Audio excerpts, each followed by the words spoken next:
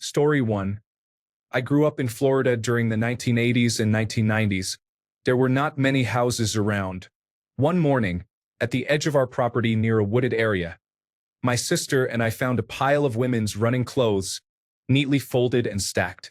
The pile included sneakers, socks, shorts, a shirt, underwear, a bra, and radio headphones still attached. We informed our mother, who called the police. They came out, collected the clothes, and left. We never received any updates, and there were no reports of missing women in the area. Looking back, it is quite unsettling. Story 2. As a child in the 1990s, I spent the summers with my dad. We went to a bar nearly every day after work. I had my own spot at a side table where I could watch cartoons on one of their televisions, and they would serve me my usual. As an adult, it hit me how concerning this really was. But I can't help but be grateful to a group of bartenders who kept me safer than my dad ever did. I also discovered they put the cartoon channels on their cable package specifically for me during the summers. Story 3. My friends and I, when we were in elementary school, would explore the storm drains that led to the river. Just thinking about all the ways that could have ended badly makes me nervous even now. Story 4. My little sister really idolized male family members. She adored our grandfather and was obsessed with him. As for an uncle, she also became fixated on him, always asking about him and wanting to be his favorite. At the time, everyone thought it was adorable. Looking back, our father wasn't great and was often terrible to my little sister. He was angry, violent, and emotionally volatile. Reflecting on it now, my sister was clearly desperately seeking a father figure from other male family members. She wanted a dad because our own was failing her. Story 5. My friend Leah used to catch the bus at the same bus stop as I did for middle school. One particularly cold day, she told us that the man whose house was right in front of the bus stop was her friend and that he would let us stand in his garage to get out of the cold.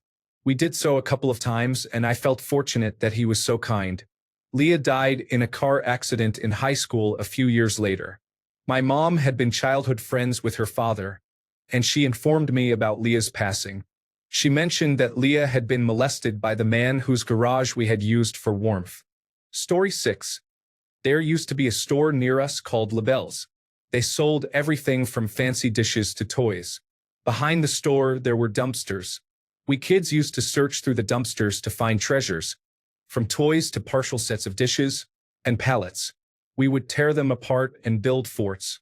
One day, a couple of years into our foraging, we discovered the 4 dumpsters were locked.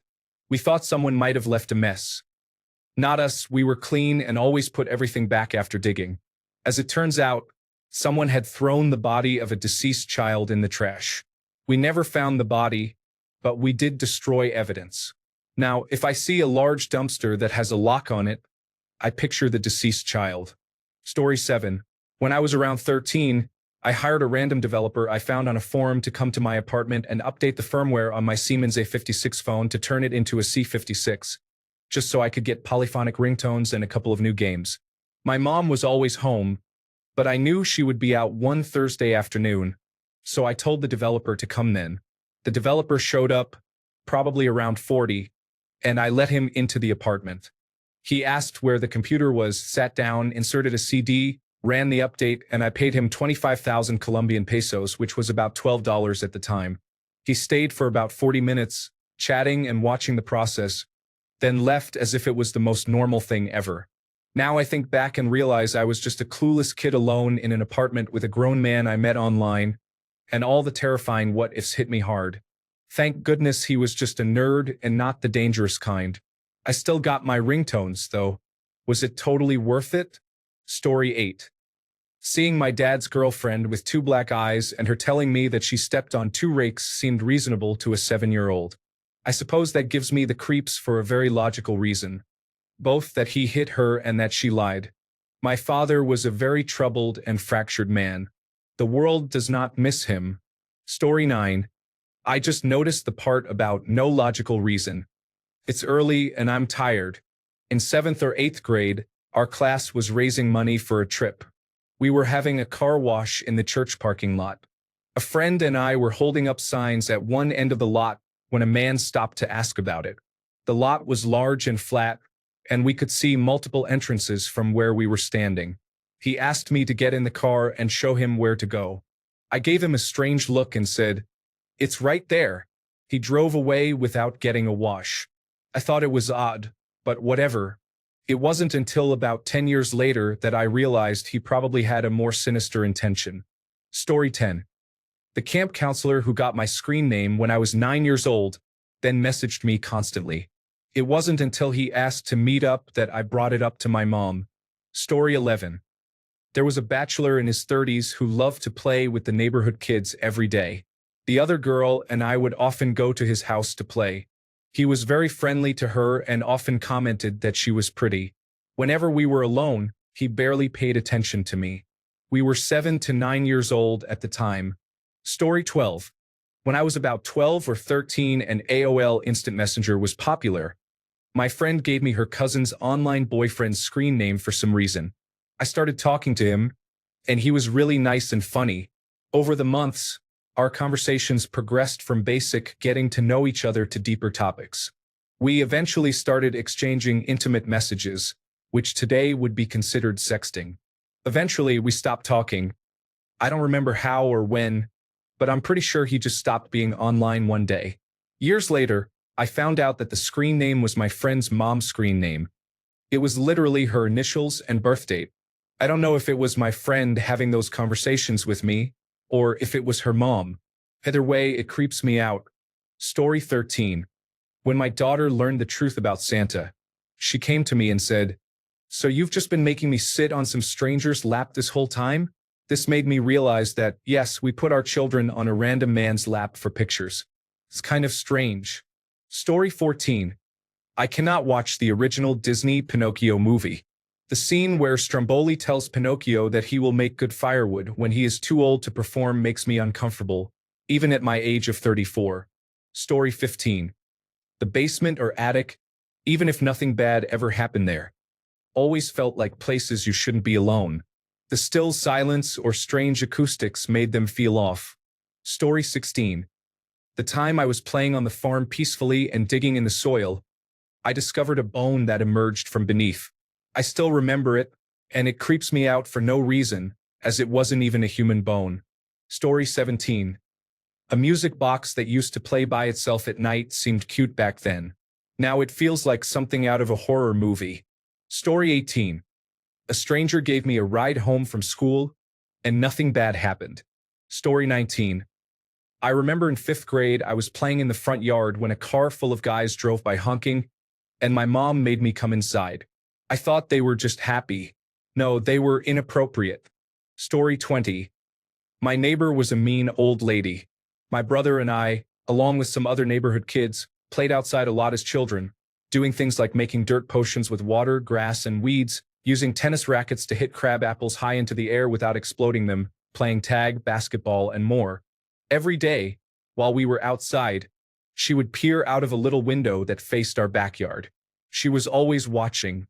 Sometimes, if we got too close to her yard, she would knock on the window or yell at us. One time, she opened the window and screamed at us to keep our pine cones from falling into her yard because our pine tree was near her property line, and occasionally one or two would end up in her yard naturally. She put up no trespassing signs all along her property line at one point. However, we never went into her yard. We were mindful of her and never vandalized her property or stole anything. We were just 10-year-olds doing normal kid stuff in our own backyard. One day, while we were playing, my brother and I heard a strange sound like a loud bump. We looked around, thinking it was an animal or something, but we couldn't find anything. A little while after the sound, we realized the neighbor lady was no longer in the window. We shrugged it off and tried to enjoy not being watched for once. That night, an ambulance arrived at her house and carried her out on a stretcher. We learned from her daughter that she fell off the stool she stood on to look out the window and broke her arm. We were shocked because it dawned on us that the sound we heard was her falling. We actually felt pretty bad because she had clearly been in distress for a long time before the ambulance came. She was in the hospital for a few days before coming back home. Once she was home, she was right back on her stool watching us. She died about 2 years later. She never did anything except watch us, which we thought was kind of funny as kids, though a bit annoying. Now I feel creeped out remembering it. Story 21. My local swimming pool had a lovely children's pool with a small slide and swing. Very charming. However, one of the bars that supported the slide was the perfect size for a child to get their head stuck in, but not out of. If this happened and they became trapped with their mouth and nose underwater, it could lead to drowning. Understandably, the slide has since been replaced with a much safer design, but it was like that throughout the 2000s. Story 22. When I was around 5, a friend's parents took a group of us to a museum. On the way back, we passed an accident on the highway involving a motorcycle. It was such a terrible accident that the adults distracted us and tried to get us to look away. Even so, I remember seeing the mangled motorcycle, red smeared on the road, and what looked like a sheet being loaded into an ambulance. We returned to my friend's house for snacks. After a while, the adults came into the room where we were playing and took one of our friends away. It was obvious that something was wrong, and the playdate ended soon after. I later learned that her father had been killed in a car accident. Eventually, I found out that he was driving the motorcycle, and we had likely passed just as he was being taken away. Story 23. My parents let just anyone with free time babysit me. I feel like back then, there wasn't as much screening when it came to childcare. You were babysat by any teenager or elderly person who wanted to make some extra money. Story 24. My best friend and I were going to a matinee on a Saturday afternoon. A kind man approached us at the ticket booth and paid for our tickets. We were thrilled. He accompanied us into the theater, but shortly thereafter, the police arrived and took him away. We thought that was so unfair. 70 years later, I now understand. Story 25.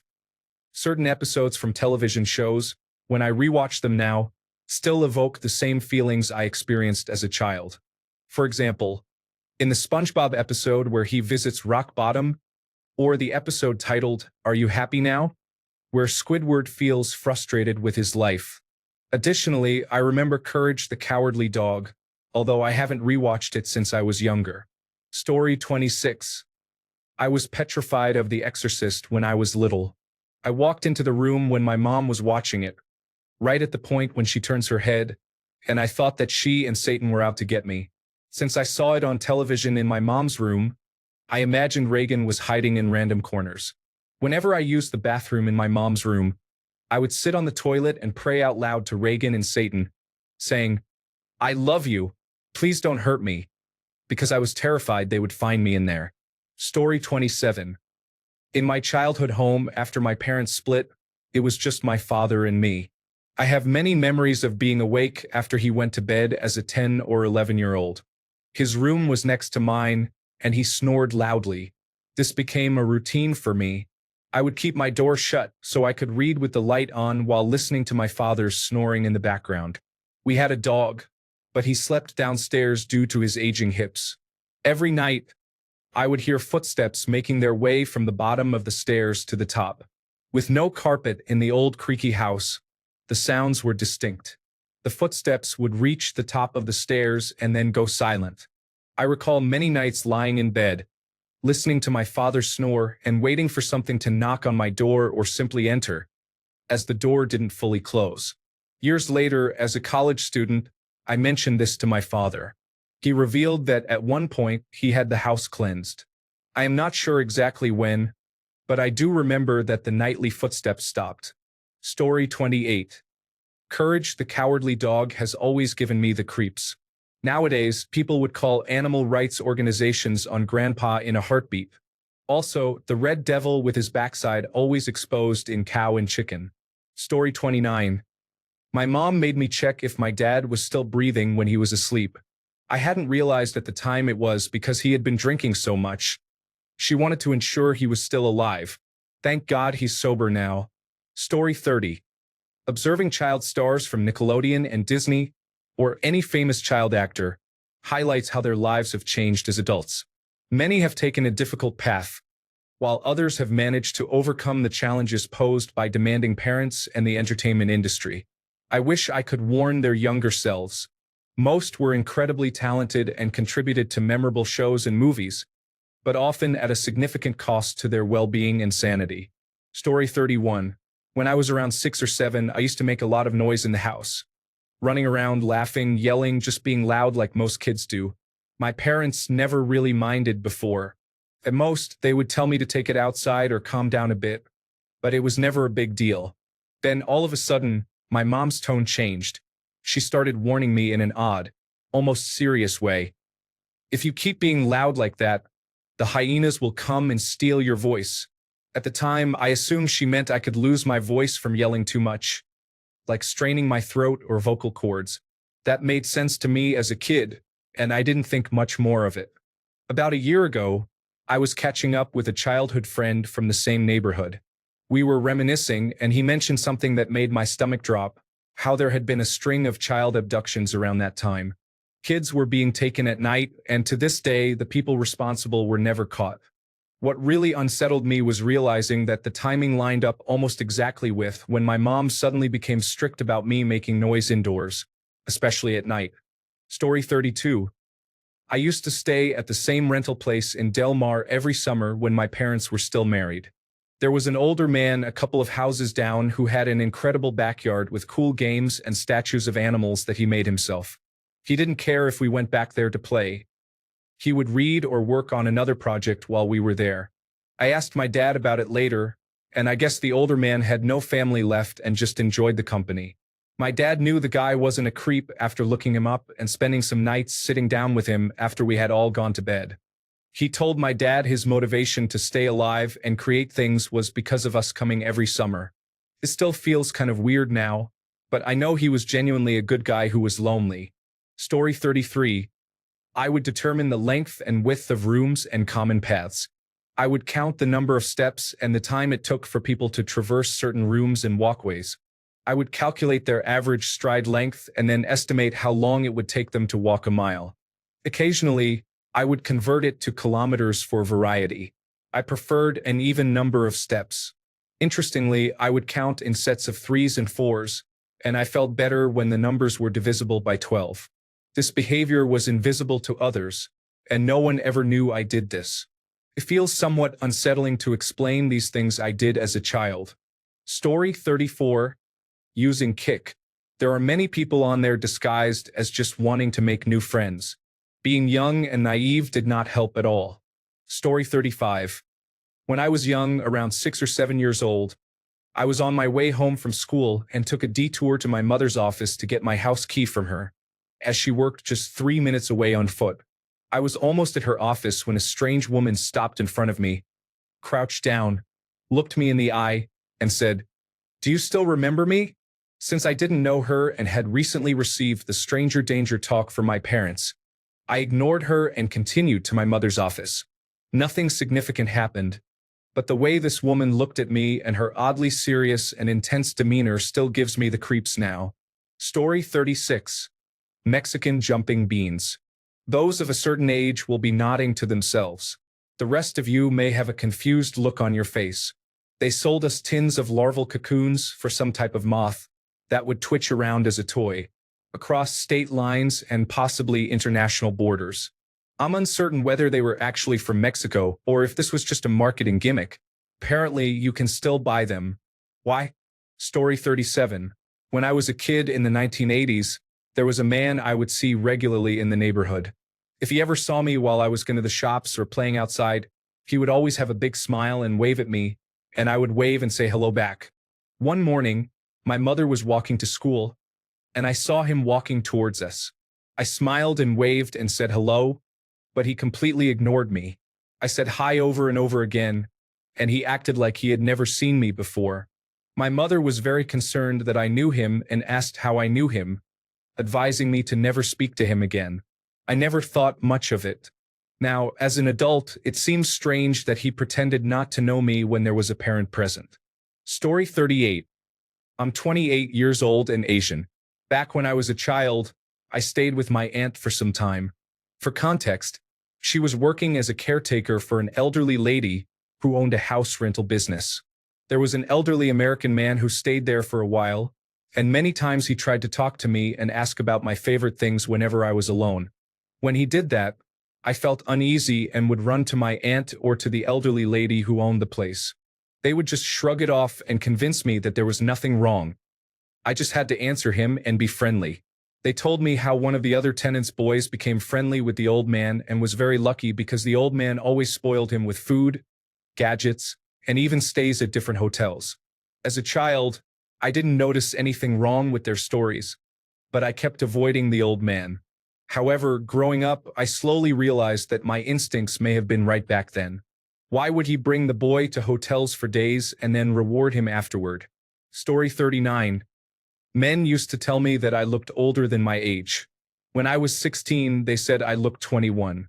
I used to think it was harmless, even a compliment. I looked my age. They just wanted to exploit children. I wish I could have reported every adult man who approached me when I was a teenager. Story 40. I was about 7 years old when my friend and I found an older girl, maybe 19, sitting and crying. I asked her what was wrong, and she said her boyfriend had kicked her out and wouldn't let her back in. He wouldn't let her get any of her belongings. I offered to go for her, but she declined. Instead, we took her to the local biker hub. A guy came out and we explained what had happened. He asked what we wanted him to do, and I suggested he go get her things.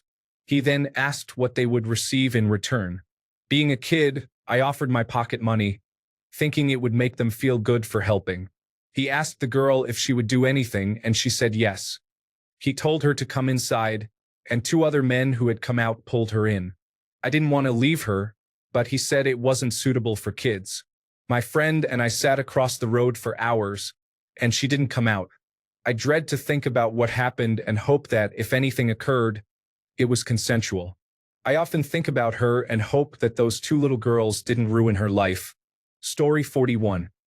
I was always unsettled by older men in overalls who chewed tobacco and smelled like beer.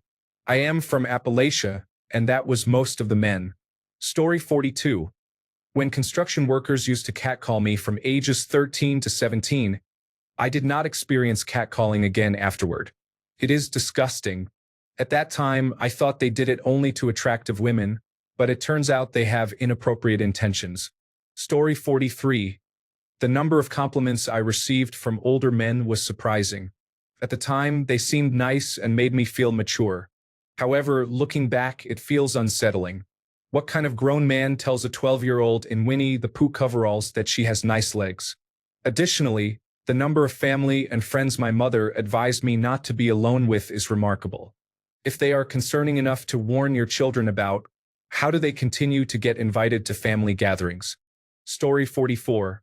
The man at my church who embraced all the preteens and teenagers was later convicted of sexual grooming and assault. Story 45. My stepdad used to look forward to receiving the Sunday Sun newspaper because it featured a picture of a model, often in a bikini or something revealing. He would look at her picture, judge her body, and tell me if he thought she was pretty or not. I could see that this really made him happy, so I would go to the convenience store to pick up his newspaper for him every Sunday so we could look at the model together when I was between 6 and 8 years old. One time, he took me to a tanning salon to meet the girl who worked there, who was a model. I was so excited to meet this beautiful celebrity and for my stepdad to meet her. Looking back, I realize how inappropriate that was. Story 46.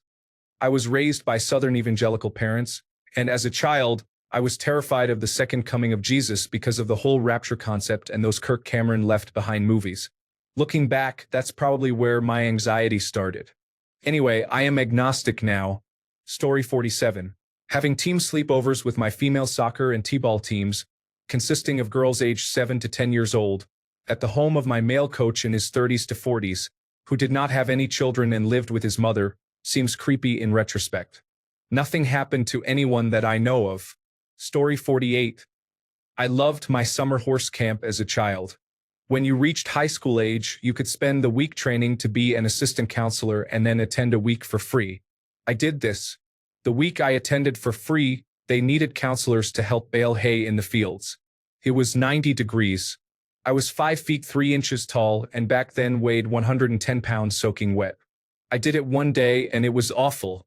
I had blisters on my hands, could barely lift my arms to my ears, and vomited from exhaustion afterward. The next day they asked for volunteers again, but I declined. I got in trouble and almost missed being allowed to stay at camp. I thought it was part of the process, and for some reason I still loved it as a child. They also had no showers, and we had to bathe in a pond in the back of the property. They cooked all meals in their kitchen, probably with no safety standards. Looking back, I am a little horrified and definitely wouldn't allow my children to go. Story 49. This is going to be very specific. Back in the early 1990s, when they actually played Bugs Bunny cartoons, there was one episode that made me extremely upset. I know it exists because I've seen it more than once as a kid, but it's really hard to describe. Basically, from the parts one remember, there were Bugs and Daffy. I have no clue how it began, but at some point they feel funny and change the animation.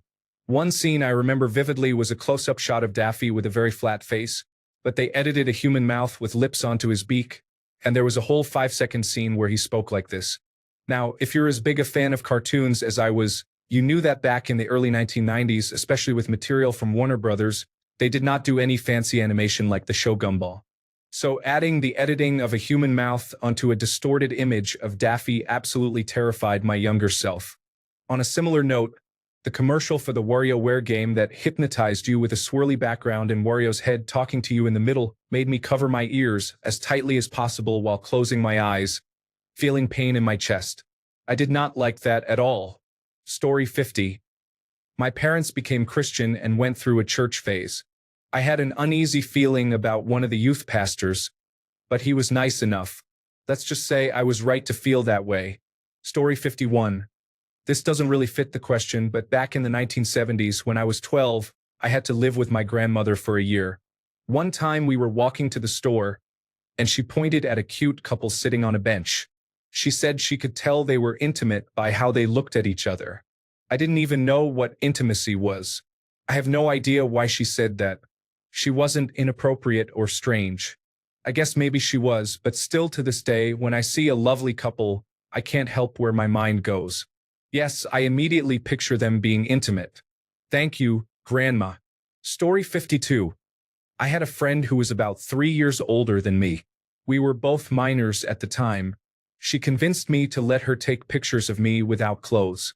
At the time, I didn't think anything of it. My mind was innocent. Now that I'm a 31-year-old adult, I don't know what to think of it. I wonder if she was being abused and thought that behavior was normal. I hope she is okay wherever she is. Story 53. My mom called my dad my life, and my dad called my mom kid. They were 18 years apart, 37 and 19. As a man older than that now, putting myself in my father's shoes makes me feel uncomfortable. Story 54. I had 2 imaginary friends, Binky and Powie. Each hand had a name and a personality that was fully developed. My mom said I once slapped myself across the face and cried to her that Binky hit me. I'm still not sure if my hands were possessed or if I was just that committed to the idea. Story 55. Not sure if this counts since there is a logical reason it gives me the creeps, but here goes. When my sister and I were young, I was probably about 6 or 7 and she would have been 4 or 5. We lived in a house with a long row of bushy pine trees by the driveway. There were a few hollowed-out spaces where my dad helped make little forts for us to play in. Once we were in there, we were almost completely hidden from anything going on in the driveway. One time, a few couples were over at our house, friends or acquaintances of my parents. I was too young to remember why they were there or who they were. My sister and I were in our fort, and one of the men followed us in to check it out. I distinctly remember him saying, "Wow! It's so private in here you could pull your pants down and no one would see." I didn't think much of it at the time and nothing happened. But obviously, I remembered it even at that age, and I've always looked back on it in my adult life as being really disturbing. Why was a grown adult making comments to 2 very young girls about pulling their pants down when no one else could see? I've actually told my parents about this recently, and since I can't remember who the man was, he wasn't someone who remained in our lives. They've never been able to figure out who it was. Maybe he didn't have any ill intentions. It's just something I'll always remember. Story 56. The Vienna Boys Choir. My mom used to listen to it during the holidays while sitting at the table wrapping gifts or preparing holiday items. It was always boring to hear and watch. Now, when I see it on TV, I feel a bit sorry for those performers and how challenging it must be for their parents to deal with them. Story 57. My best friend's father in middle and high school would often call my dad and ask if I could stay another night without us even prompting him. My best friend and I would get back inside after walking around or doing something, and he would say, "Oh, you can stay the whole weekend. I already called your dad." I loved it at the time, but now I remember how he also let us drink, complimented my bikinis, and told me to get into my bathing suit, saying, "Don't you want to swim? Get changed and take my daughter to the pool." He also made me drink from a mug that had inappropriate imagery on it. It always made me uncomfortable, but he thought it was a funny joke. One time, I woke up to him carrying me upstairs to the couch because I had fallen asleep in the den. I pretended to be asleep because it felt weird. Looking back now, I am horrified. Story 58. I was a cashier at a grocery store from ages 15 to 17. I was a sheltered girl, which was both a blessing and a potential drawback. The store policy was that cashiers never left their registers. 3 men approached my register, each with 2 full carts, which seemed excessive compared to the average shopper. They mentioned they were heading to their hunting cabin when I commented on the amount they had purchased. The total was so high that I needed a manager to approve the sale. As I scanned their items, each of them at some point told me, "Your manager said you'd help us load the groceries into the car," which I knew wasn't true. After paying, they said, "Okay, come help us to the car," and even placed the lane closed sign on my register belt. Fortunately, one of the store employees who was bagging groceries and moving carts walked by. I informed him that the men needed help. They declined his assistance and continued walking to the car. At the time, I didn't think much of it. I told my brother, who picked me up from work that day, and he immediately reacted with anger, saying, "Under no circumstances should you ever go to a car with strangers." I still didn't fully understand the potential danger I had faced. Now, reflecting on it, I realized that if I had gone with them, I could have been in a very serious situation. Story 59. Our 6th grade teacher made us learn and sing the song, "All I Want to Do Is Make Love to You." It's about a one-night stand and then having a child. Primary school probably wasn't the ideal place to sing that song. Story 60. Thank you, best friend, for having my clueless, naive back. The new single high school drama teacher invited me over to his apartment one evening to practice reading lines for the show we were doing. I agreed, but my friend insisted on coming with me. When we arrived, he was obviously disappointed that she was with me and refused us entry. We left, and suddenly he was no longer our teacher the following week. Years later, I watched an episode of Law and Order, Special Victims Unit, and realized, oh no, that theater teacher. No way. I'm a teacher now, but my brain just doesn't work that way. I would never assume he had ill intentions. However, my friend certainly knew what was going on and informed others. Or maybe I told my parents and they discreetly raised concerns. Who knows? Just wow, that young me was so naive. And all my love to my best friend. Story 61. When I was in 3rd grade, I started riding my bike home from school with my friends. My parents would be working, so I was home alone. An ice cream truck started coming down our street occasionally, and I would go out to get ice cream like any kid would. The driver was nice and would chat with me for a while on the days I went out. A few days turned into every day, and the usual time got closer and closer to when I would be getting home from school. Occasionally, 1 or 2 other people would buy ice cream, but for the most part, it was usually just me. He knew I was home alone too. At first, I thought it was cool to be friends with the ice cream truck driver, but then the truck started stopping and waiting outside my house for 10 to 20 minutes if I didn't go out. This happened every weekday.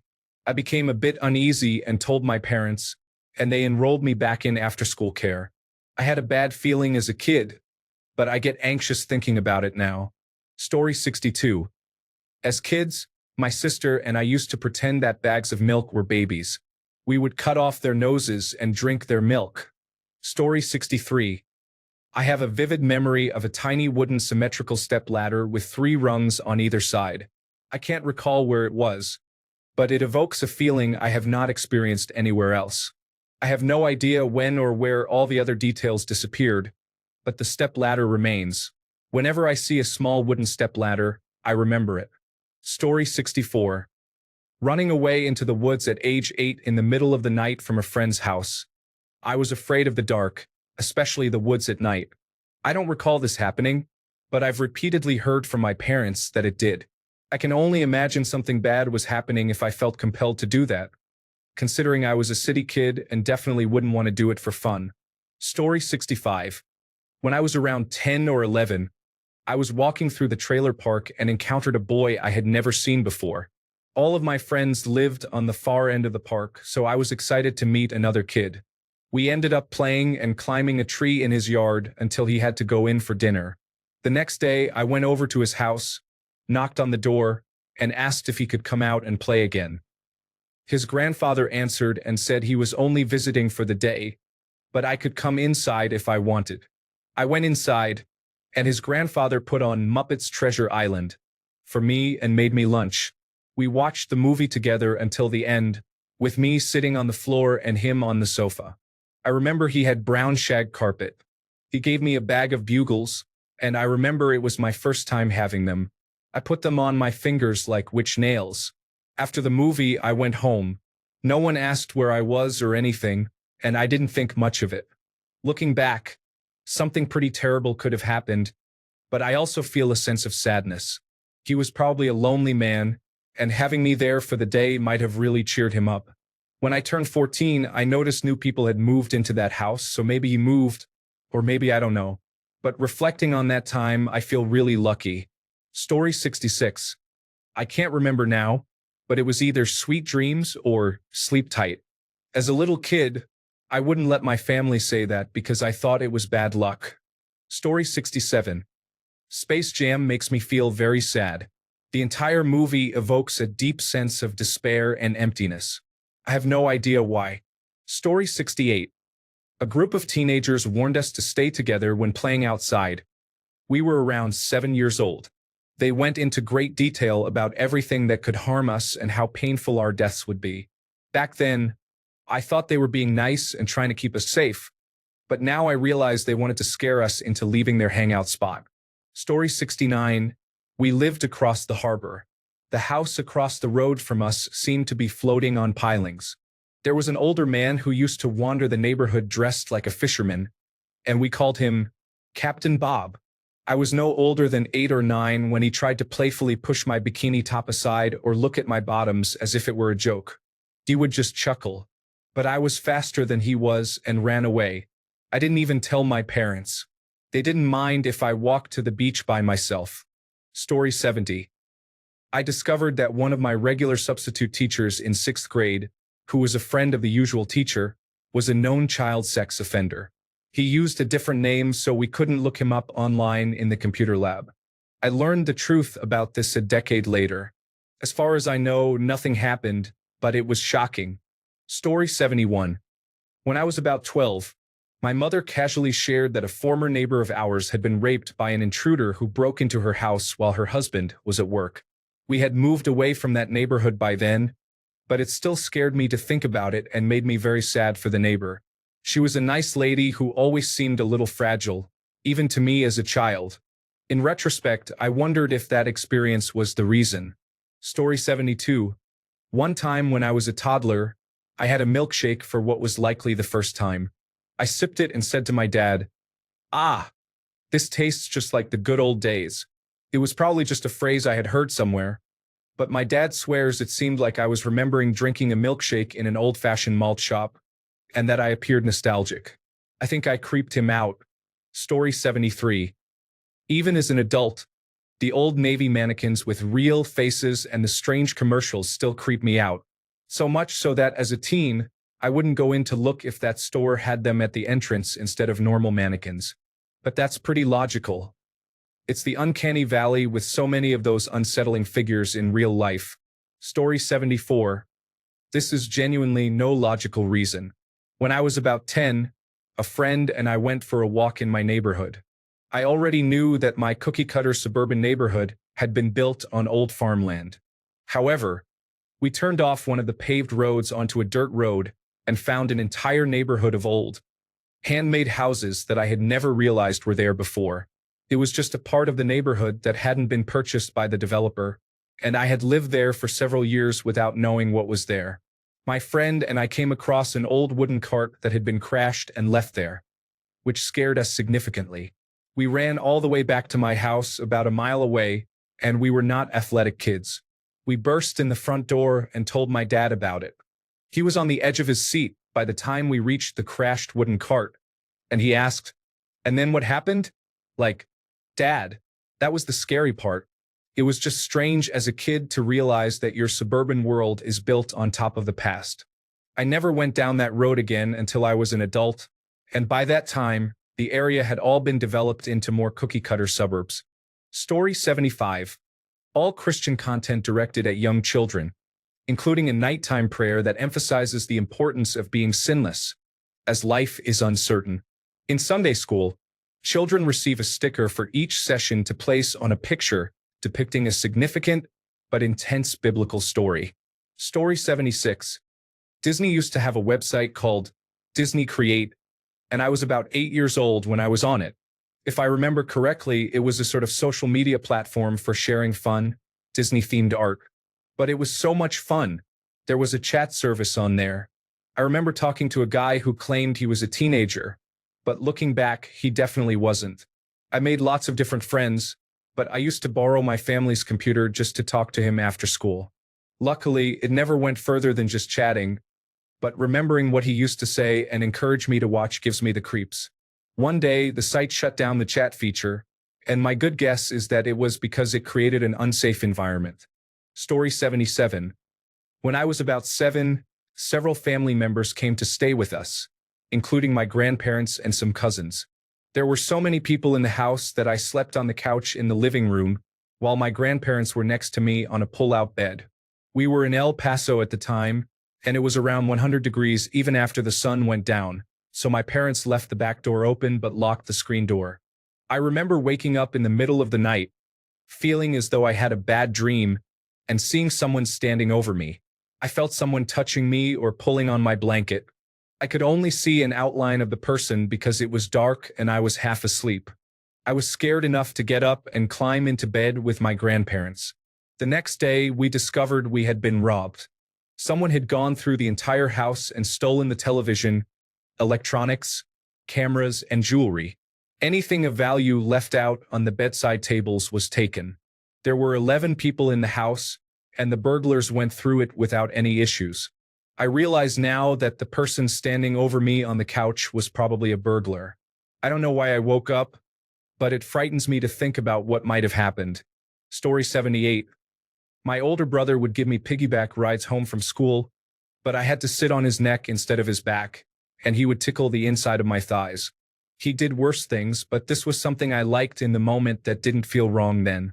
Only later, when I was able to understand everything with a fully developed brain, did it become clear what was happening. Story 79. My best friend had a camera in her bedroom. We were probably 7 or 8 years old at the time in 2008, and even today I have no clue why. I wouldn't think that's something people commonly did back then. Even today, some people find it weird and excessive. I remember they put it in after redoing her room in dark purple and accessorizing it extensively. It was a mid to late 2000s dream bedroom. I would think that if it was because she was sleepwalking, they wouldn't have decorated the walls and hung so much stuff from the ceilings. Story 80. I went on holiday to Costa del Sol when I was 12 with my mom, her friend's daughter Danny, and her friend's sister. Danny and I made friends with 2 other kids our age who were staying at our hotel. There was a girl who was there with her dad and a boy who was on holiday with a man. The boy was difficult and he never said who the man was that he was with, but he called him by his first name, so he didn't appear to be his dad or uncle. I don't think any of the adults in our group ever spoke to the man, but they assumed the boy was in foster care or a children's home and that the man was a social worker. Now that I'm in my 30s, I randomly remembered that boy recently and thought about whether a social worker really took a boy on holiday from the UK to Costa del Sol for a week. There's probably an innocent explanation, though. Story 81. I played spin the bottle when I was about 9 with my sister, who was 10, and two neighbor boys. I had to kiss the older boy, who was our babysitter and was 16. Years later, I found out that both of them had been molested by an uncle for years. It makes sense now. Those poor kids. Story 82. My dad told me I come from good breeding. I grew up in an evangelical cult, the type full of large families. As a feminine-presenting person, I was taught that my only purpose in life was to get married and have as many children as my husband desired while fully submitting to him and having no independence. Before marriage, our fathers were supposed to model what a good husband looks like throughout our upbringing. There were many things said to me regularly that I didn't realize were inappropriate until I got older and eventually escaped. Story 83. This is an interesting question. I have an answer for it, but I need to set the stage first. Several years ago, I was in the grocery store in the cereal aisle when I saw a box with a cartoon mascot of a drum major. Something about the picture struck me deeply, to the point that I stared at it in shock. I had no idea why or what it related to. All I can say is that it brought up something that stopped me in my tracks. I still don't know what it was about. Story 84. My mom's friend and her husband were in town at a hotel and invited us to the pool to catch up. I was about 4 years old. My mom and her friend went to the bathroom, leaving me with the husband in the hot tub. I remember feeling very uncomfortable. In retrospect, it was creepy, and my mom should not have left me alone with a middle-aged man in a hot tub. Story 85. The time I spent alone in my adult cousin's bedroom as a small child is something I reflect on. Years later, I found out he had abused his younger sister for years. I was very young and grew up with unclear memories of certain things while with him, but not enough to definitively say they were real. These unsettling memories bother me because I had them well before I learned what had happened to his sister. My dad was present but not affectionate or attentive. I was just happy to be around a grown man who was family. Thanks a bunch for sticking around till the end of the video. Remember to subscribe, and until next time, stay awesome and goodbye.